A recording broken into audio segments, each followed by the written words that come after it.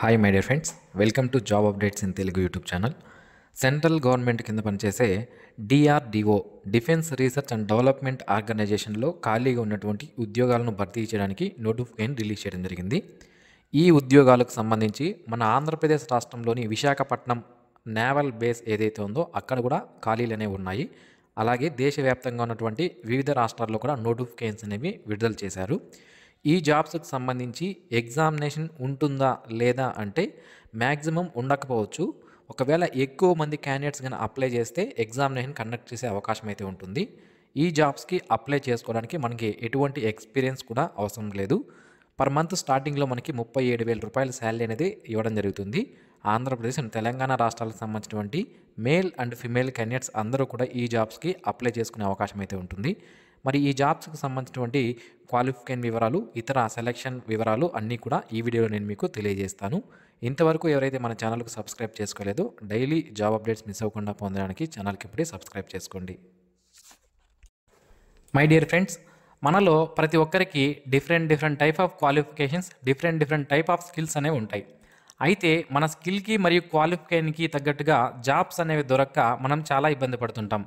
అయితే mister Vijay .in అనే website వాళ్ళు ఏం చేస్తున్నారంటే, ఇక్కడ వీరి వెబ్సైట్లో ఆల్రెడీ కంపెనీస్ ఏవైతే ఉంటాయో వాళ్ళు, కాంట్రాక్టర్లు, అలాగే బిజినెస్ మ్యాన్లు, షాప్ ఓనర్స్, ఇలా ప్రతి ఒక్కరూ కూడా ఇందులో ఎంప్లాయర్గా వారి యొక్క లాగిన్ అనేది క్రియేట్ చేసుకొని జాబ్స్ అనేవి ఇస్తుంటారు.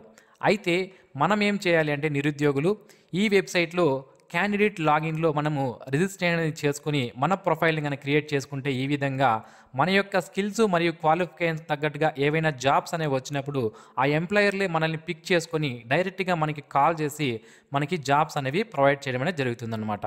అయితే ఈ వెబ్సైట్ లింక్ని వీడియో కింద డిస్క్రిప్షన్లో ప్రొవైడ్ చేశాను, ఒకసారి చెక్ చేయండి. మై డియర్ ఫ్రెండ్స్, ఇప్పుడు మనం చూస్తున్నటువంటి నోటిఫికేషన్ వచ్చి మనకి DRDO government of India ministry of defence కింద పనిచేసే defence research and development organisation naval science and technology lab, ఇది మనకి విశాఖపట్నంలో ఉంటుంది. ఇక్కడ ఈ ఖాళీలను భర్తీ చేయడానికి నోటిఫికేషన్ అనేది రిలీజ్ చేశారు. సో మనం ఇక్కడ చూసుకున్నట్లయితే ఈ జాబ్స్కి సంబంధించి అప్లికెంట్ ఫీజు విషయానికి వస్తే చూడండి, ఎగ్జామినేషన్ ఫీజు అనేది మనకి 10 రూపాయలు మాత్రమే ఉంటుంది. ఓకే, ఎవరైనా సరే ఈ 10 రూపాయలు పే చేయాలి. ఎస్సీ, ఎస్టీ, బీసీ క్యాండిడేట్స్ ఈ 10 రూపాయలు కూడా పే చేయాల్సిన అవసరం లేదు. మిగిలిన వాళ్ళందరూ 10 రూపాయల అప్లికెంట్ ఫీజు అనేది పే చేయాలి.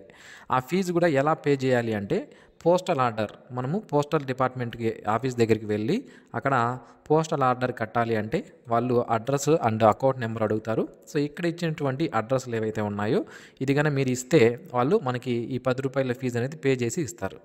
లేదా మనము మన ఆన్లైన్ బ్యాంక్ అకౌంట్ నుంచి కూడా పే అనేది చేయవచ్చు అనమాట.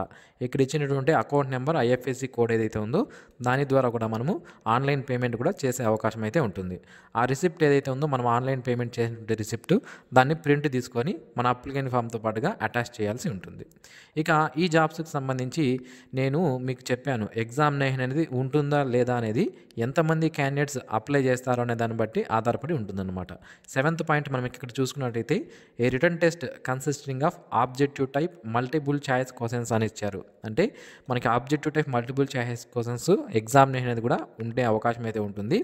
Will be conducted to shortlist the candidates for interview if necessary అన్నారు. అవసరమైతేనే మనకి ఈ ఎగ్జామినేషన్ పెడతారు. అంటే ఎక్కువ మంది అప్లై చేస్తేనే మనకి ఈ మల్టిపుల్ చాయిస్ క్వశ్చన్స్ ఎగ్జామినేషన్ అనేది పెట్టే అవకాశం అయితే ఉంటుందన్నమాట.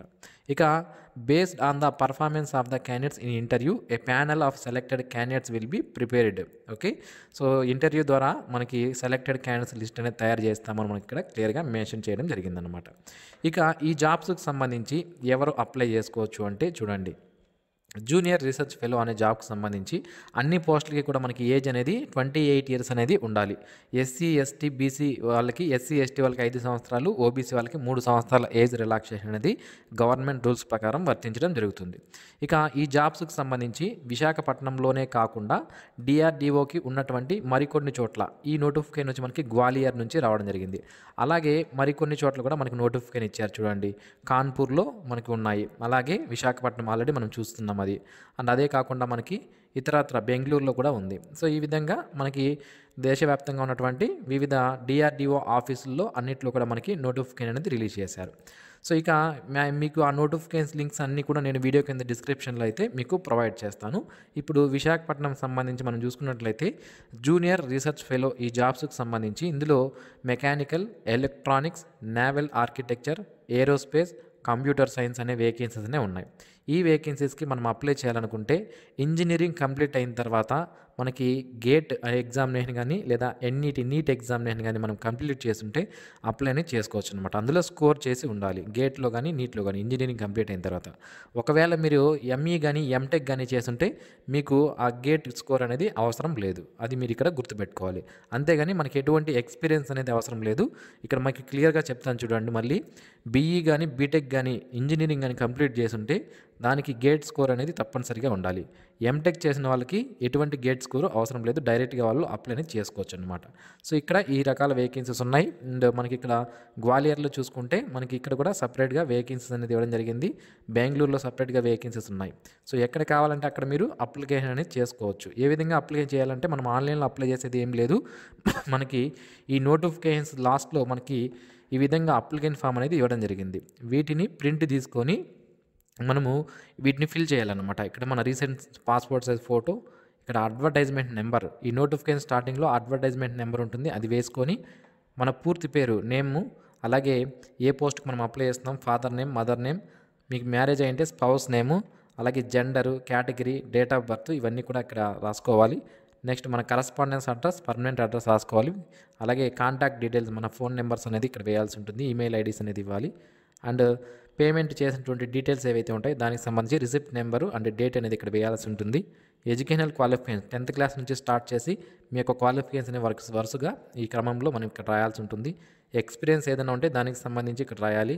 అండ్ UGC కానీ CSIR ఎగ్జామ్ కానీ NET కానీ గేట్ ఎగ్జామినేషన్లో క్వాలిఫై అంటే దానికి సంబంధించినటువంటి డీటెయిల్స్ ఇక్కడ రాసి దానికి యొక్క PDF అనేది మనం పెట్టాల్సి ఉంటుంది అనమాట. ప్రూఫ్ అనేది పెట్టాలి, క్వాలిఫై అయినటువంటి ప్రూఫ్.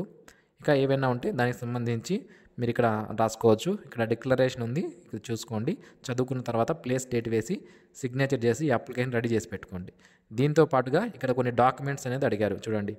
ఇక్కడ మనకి మార్క్ షీట్స్, బర్త్ సర్టిఫికేట్ లేదా 10th క్లాస్ మార్క్స్ కార్డే సరిపోతుంది, బర్త్ సర్టిఫికేట్ లేకపోతే. గేట్ స్కోర్ కార్డు ఒకవేళ అప్లికేబుల్ అయితే, అలాగే category certificate, valid photo ID. అది ఎందుకు అంటే మనకి అడ్రస్ వెరిఫికేషన్ కోసం ఆధార్ కానీ, పాన్ కార్డ్ కానీ, ఓటర్ కార్డ్ కానీ, పాస్పోర్ట్ కానీ ఏదన్నా ఒకటి. అలాగే 2 రీసెంట్ పాస్పోర్ట్ సైజ్ ఫొటోస్, అలాగే మనం ఫీజు పే చేసినటువంటి రిసిప్ట్. ఇవన్నీ కూడా ఆ అప్లికేషన్ ఫామ్తో పాటుగా రెడీ చేసుకొని ఇక్కడ మనకి ఇంటర్వ్యూ డేట్స్ అనేవి ఇచ్చారు. ఈ ఇంటర్వ్యూ డేట్స్కి మీరు అటెండ్ అవ్వాల్సి ఉంటుందన్నమాట. ఎవరికి మెకానికల్ అండ్ ఎలక్ట్రానిక్స్ వాళ్ళకైతే విశాఖపట్నంలో 20వ తేదీ ఉంటుంది, 20వ తేదీ ఫిబ్రవరిలో ఉంటుంది. And naval architecture, aerospace, CFD and computer science వాళ్ళకి 19వ తేదీ ఉండడం జరుగుతుంది.